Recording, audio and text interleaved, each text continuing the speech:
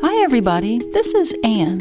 One of my favorite parts of the pottery supply store is the aisle where the underglazes are located. I remember the first time I saw all the varieties of colors, but I was a bit intimidated to try them. I didn't know how they worked or how to apply them, and I didn't want to spend money on something I wasn't sure about. At the time, I wished there'd been an easy project where I could get my feet wet and learn how to handle them. In this video, I'm going to give you 3 easy beginner projects just using one color of underglaze along with simple drawing and carving techniques to create elegant mugs. For the first project, I started with a mug that I threw on the wheel and let dry to leather hard. I used a stationary pencil grounded with a ruler to draw a line for the border around the rim. I'm going to use black underglaze today, but you can use whatever color you want. You want the underglaze smooth and flowing well off your brush. So if it's thick and lumpy, you just add a little water and stir it around to get it to the right consistency. I like to use a fan brush to get a good coverage of underglaze from the rim line to the very bottom of the cup. My underglaze is a bit thick, but I still need 3 layers around the entire piece to get solid coverage over the surface, or it'll be streaky.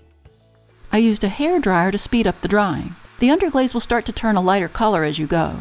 Optimally, I want the underglaze to take on that lighter color, but I don't want it to be so dry that it's difficult to carve through. For the next step, I centered the mug on my banding wheel where there are lines which divide the wheel into thirds. I traced these lines vertically up the cup. As this design will be more freeform, remember it really doesn't matter if the lines are evenly spaced or even straight. I just eyeballed them and drew them in with a pencil. Again, I just eyeballed a point in between each of those lines and drew more vertical lines until I had lines that were about 1 inch apart all the way around. For this demo, I used the Diamond Core carving tool, FP4, but you could even use just a pointy bamboo grilling stick if you wanted. I slowly worked my way down each vertical line from rim to foot.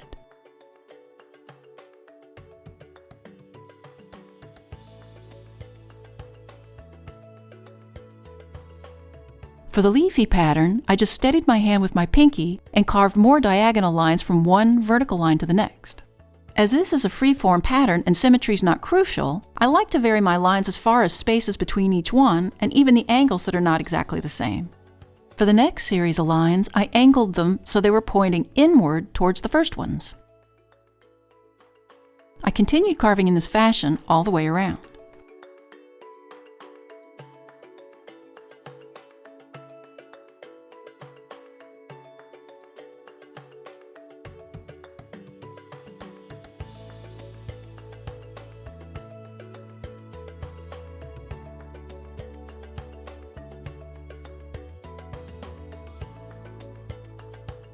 Now here's a cup I made previously. As the clay was still leather hard, I attached a handle to it and added a series of carved diagonal lines to it and painted inside the ditches so it's opposite from the mug.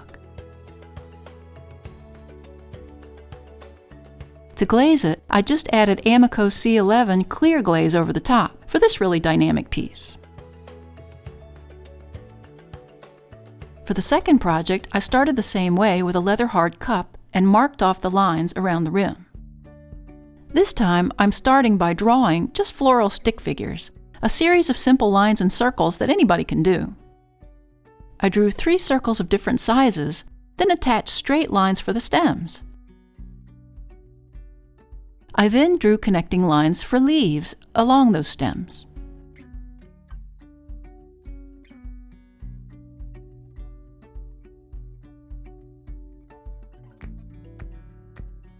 Next to those, I drew a long, thick reed using 2 connecting vertical lines. I drew a segmented circular line which extends off the bottom edge. Then over top, I drew a straight line stem that connects to the rim line. Designs are more interesting when they break the border lines. I then drew leafy shapes off of the stem. Note that I drew 3 leaves as odd numbers look more appealing to the eye. Finally, I drew a closed half oval with 3 oval circles on top. Then I added a line for the stem and a couple of leaves.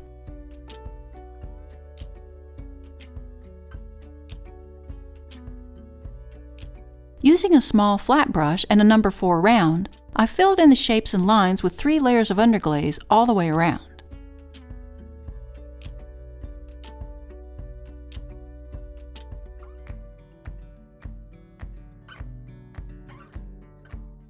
When that was dry, I cleaned up the edges around the border using the edge of my needle tool.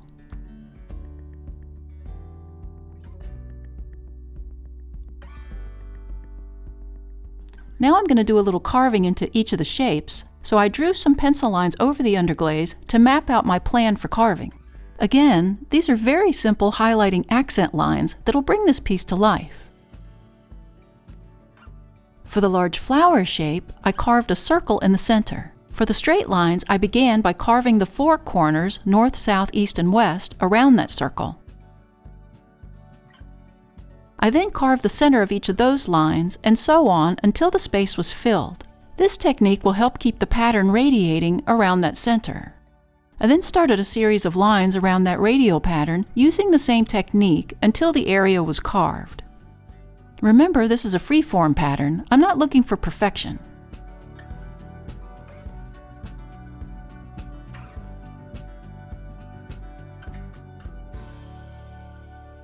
For the leaves, I started with a line down the center, then created diagonal lines always pointing towards the bottom part of the stem.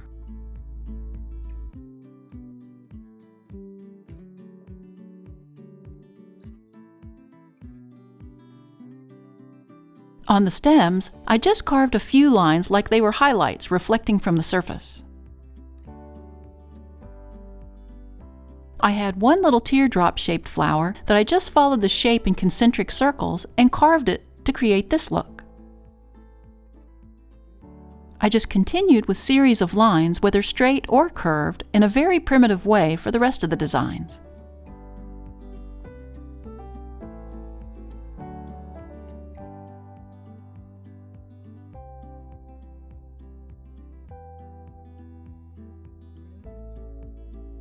Here's one that I made earlier where I added a handle and continued with the blocky design right down that outer edge. I bisque fired it to cone 04, then glazed it with Amico C11 and fired to cone 5 with a 4-minute hold. I love how the simple lines just transform into a vibrant meadow pattern. The last project, we're going to reverse the steps by doing the carving first. I penciled in one diagonal line from the top border to the bottom. For this carving, I'm using the loop carving tool. I just pushed the round part into the clay, then pulled the tool down and turned it sideways so it carved to a point.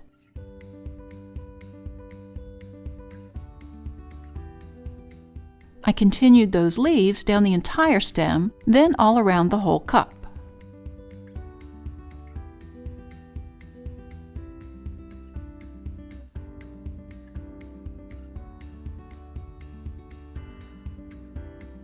Instead of brushing underglaze onto this piece, this time I filled a cake decorating icing bottle with black underglaze. There's a link in the description if you would like to order one.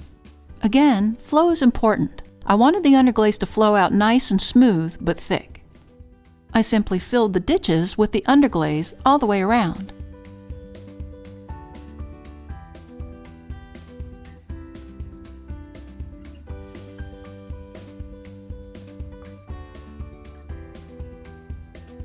I did the same with the stems.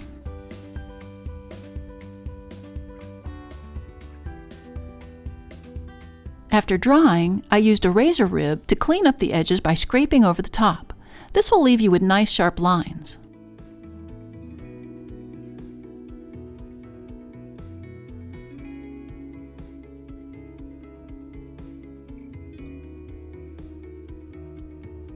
As this was still leather hard, I was able to attach a handle and I decorated it the same way as the rest of the mug. I love that look. I bisque fired it, then glazed it with clear glaze for an interesting floral appearance. By going monochromatic, or just using one color, it's a really good way to get your feet wet into the realm of working with underglaze. From here, the sky's the limit. Thanks to the newest members of our Little Street Pottery Research Facility team. If you'd like to join the team and earn a title, click on the Super Thanks button or the link to buy me a coffee. It also really helps us out if you hit that like button and subscribe to our channel. See you next time in the studio.